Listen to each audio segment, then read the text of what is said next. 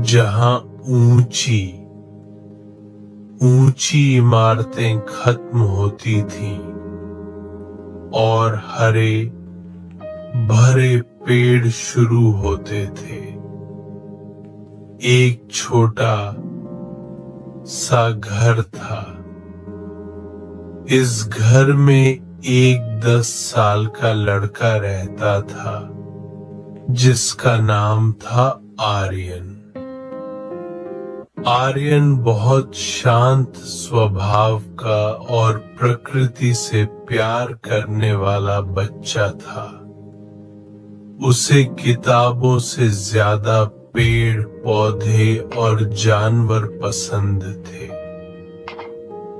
उसका सबसे पसंदीदा काम अपने घर के पीछे वाले बगीचे में समय बिताना था, जहां तरह तरह के फूल खिलते थे और रंग बिरंगी चिड़ियां फुदकती रहती थी। आर्यन अक्सर घंटों बगीचे में बैठा रहता, चिड़ियों को निहारता रहता। उसे उनकी चहचहाहट सुनना बहुत पसंद था।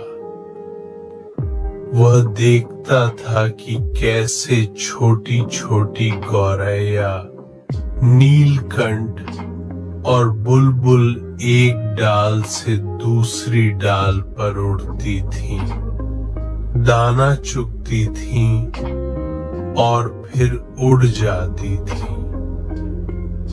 लेकिन एक बात जो आर्यन को हमेशा परेशान करती थी, वह यह थी कि इन चिड़ियों के पास अपना कोई स्थायी घर नहीं था। वे पेड़ों की डालियों पर घोंसले बनाती थी, जो अक्सर तेज हवा या बारिश में टूट जाते थे। एक दिन आर्यन ने अपनी माँ से पूछा, माँ, क्या हम इन चिड़ियों के लिए एक घर नहीं बना सकते? माँ, जो आर्यन के प्रकृति प्रेम को समझती थी, मुस्कुराई और बोली, क्यों नहीं मेरे बेटे, यह तो बहुत अच्छा विचार है। लेकिन चिड़ियों का घर बनाना कोई आसान काम नहीं है। इसके लिए हमें बहुत मेहनत करनी पड़ेगी। आर्यन की आंखों में चमक आ गई। मैं तैयार हूं माँ, मैं पूरी मेहनत करूंगा। अगले कुछ दिनों तक आर्यन ने चिड़ियों के घरों के बारे में बहुत सारी किताबें पढ़ी और इंटरनेट पर वीडियो देखे। उसने सीखा कि चिड़ियों के घर कैसे बनाए जाते हैं, उन्हें कहाँ लगाना चाहिए और उन्हें किस तरह के दाने पसंद होते हैं। उसने यह भी जाना कि हर चिड़िया के लिए अलग तरह का घर होता है। उसने एक ऐसा डिजाइन चुना जो ज्यादातर छोटी चिड़ियों के लिए उपयुक्त था। उसे लकड़ी की जरूरत थी। उसके पिता के पास कुछ पुरानी लकड़ी के टुकड़े पड़े थे जो अब इस्तेमाल में नहीं थे। आर्यन ने अपने पिता से उन लकड़ियों के लिए पूछा। पिता ने खुशी खुशी उसे लकड़ी दे दी और कहा, ये बहुत अच्छा काम है बेटे, मैं तुम्हारी मदद करूंगा। आर्यन बहुत उत्साहित था। उसने अपने पिता की मदद से लकड़ी के टुकड़ों को नापना और काटना शुरू किया। यह काम जितना उसने सोचा था उससे कहीं ज्यादा मुश्किल था।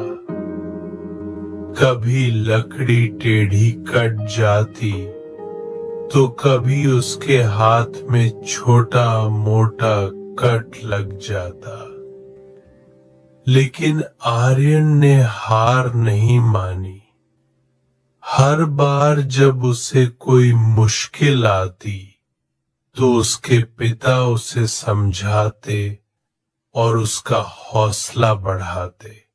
कई दिनों की मेहनत के बाद उन्होंने चिड़िया के घर के अलग अलग हिस्से तैयार कर लिए।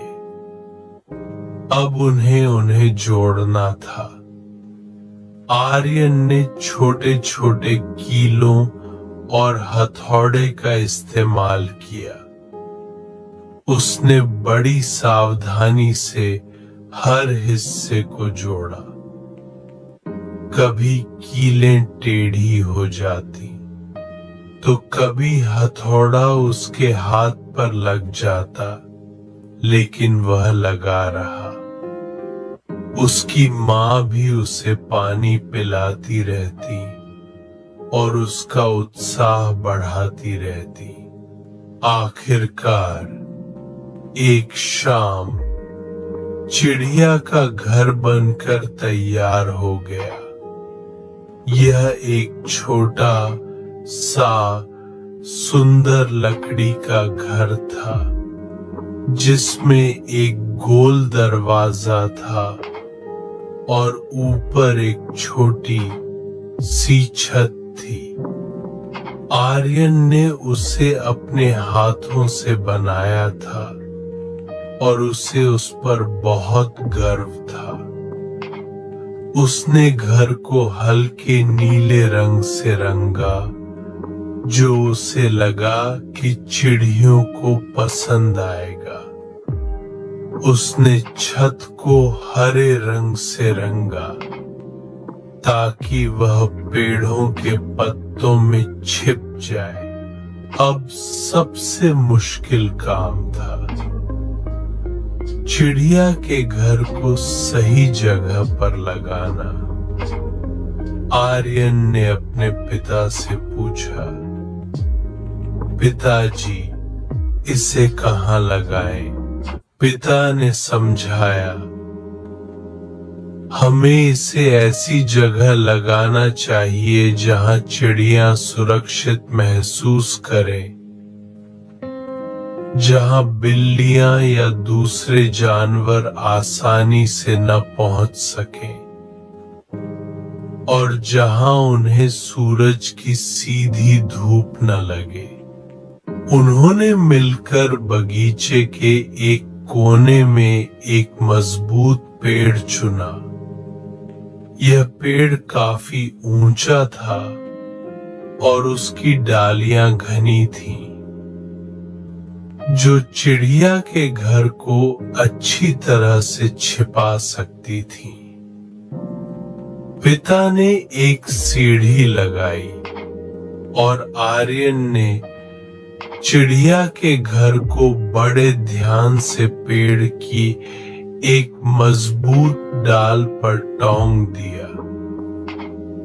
उन्होंने यह भी सुनिश्चित किया कि घर थोड़ा झुका हुआ हो ताकि बारिश का पानी अंदर न जाए।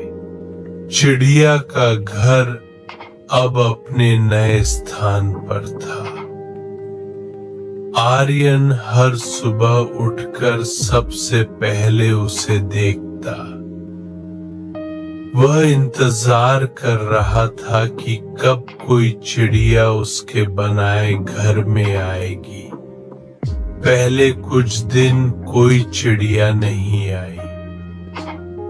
आर्यन थोड़ा निराश हुआ, लेकिन उसकी माँ ने उसे समझाया, चिड़ियों को भरोसा करने में समय लगता है बेटे। उन्हें यह समझना होगा कि यह घर उनके लिए सुरक्षित है। आर्यन ने हार नहीं मानी। उसने चिड़िया के घर के पास एक छोटी सी पानी की कटोरी रखी और कुछ दाने भी डाले। वह हर सुबह ताजा पानी और दाने रखता। वह दूर से बैठकर चिड़ियों को देखता रहता। एक सुबह जब आर्यन अपनी खिड़की से बाहर देख रहा था तो उसने देखा कि एक छोटी सी भूरी गौरैया चिड़िया के घर के पास मंडरा रही थी। वह थोड़ी देर तक घर के चारों ओर घूमती रही, जैसे वह उसका निरीक्षण कर रही हो। फिर उसने धीरे से घर के अंदर झांका और तुरंत बाहर निकल आई। आर्यन का दिल जोर से धड़क रहा था। चिड़िया घर अगले कुछ दिनों तक वही गौरैया रोज आती रही। वह कभी दाना चुगती, कभी पानी पीती और कभी घर के पास बैठ जाती। आर्यन को लगा कि वह घर को पसंद कर रही है। एक दिन आर्यन ने देखा कि गौरैया अपने मुंह में एक छोटा सा तिनका लेकर आई और घर के अंदर चली गई। थोड़ी देर बाद वह फिर बाहर आई और एक और तिनका ले आई। आर्यन समझ गया गौरैया अपना घोंसला बना रही थी। उसकी खुशी का ठिकाना नहीं था। उसने दौड़कर अपनी माँ और पिता को बताया। कुछ हफ्तों बाद चिड़िया के घर से छोटी छोटी चहचहाहट की आवाजें आने लगी। आर्यन जानता था कि अब घर में छोटे छोटे चिड़िया के बच्चे आ गए थे। वह रोज सुबह उठकर चिड़िया के घर को देखता। वह देखता कि कैसे माँ गौरैया और पिता गौरैया अपने बच्चों के लिए दाना लाते थे और उन्हें खिलाते थे। एक दिन उसने देखा कि एक छोटा सा चिड़िया का बच्चा घर के दरवाजे पर खड़ा था। अपने पंख फड़फड़ा रहा था। फिर उसने हिम्मत की और पहली बार आसमान में उड़ान भरी। उसके पीछे पीछे दूसरे बच्चे भी उड़ने लगे। आर्यन की आंखों में खुशी के आंसू थे। उसने अपने हाथों से एक नया जीवन बनाया था और उसे उस पर बहुत गर्व था। आर्यन का चिड़िया का घर अब केवल एक लकड़ी का ढांचा नहीं था, बल्कि वह एक खुशहाल परिवार का घर बन गया था। उसके बगीचे में अब पहले से ज्यादा चिड़ियां आती थीं। वे उसके बनाए घर के आसपास चहचहाती थीं, खेलती थीं और गाती थीं। आर्यन को उनकी आवाजें सुनकर बहुत शांति मिलती थी। उसने सीखा कि छोटे से प्रयास से भी कितना बड़ा बदलाव लाया जा सकता है। उसने यह भी सीखा कि प्रकृति की सेवा करना कितना संतोषजनक होता है। आर्यन ने तय किया कि वह और भी चिड़िया के घर बनाएगा और उन्हें अपने दोस्तों और पड़ोसियों को देगा ताकि और भी चिड़िया सुरक्षित रह सकें। और इस तरह आर्यन एक छोटे से लड़के से चिड़ियों का दोस्त बन गया। उसकी कहानी पूरे गांव में फैल गई और कई और बच्चों ने भी चिड़िया के घर बनाना शुरू कर दिए। आर्यन ने न केवल चिड़ियों को घर दिया, बल्कि उसने दूसरों को भी प्रकृति से प्यार करना और उसकी देखभाल करना सिखाया। उसका बगीचा अब चिड़ियों के गीतों से गूंजता रहता था और आर्यन हर दिन अपनी बनाई हुई दुनिया को देखकर मुस्कुराता रहता था।